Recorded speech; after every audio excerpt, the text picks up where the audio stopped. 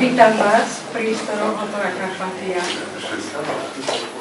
kde otvárame niekoľkýkrát, ani sa to nedá počítať, a vždy s niečím novým. Koľkokrát som otvárala, toľkokrát som rozprávala o mojom prvom dojme, keď som vošla do týchto priestorov, jak sa vymenili obrázky.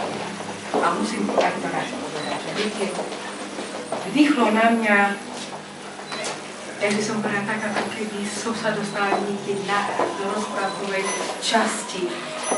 Niečo také príjemné pre nás, pre naše oči, pre tieto priestory. Olejoval by sme to ešte nemali. Ale málo, nie? Málo. Že niečo ozaj niečo pekné, ktoré opäť spríjemne priestory nášho hotela, za čo som vám veľmi vďačná. Po prvé. A po druhé, že opäť môžem privítať tú maliarku. Väčšinou mi tu dávate maliarke. Nie, ale väčšinou, áno. Sú také výnimky, ktoré mi potešíte aj moje srdiečko, že aj ženy.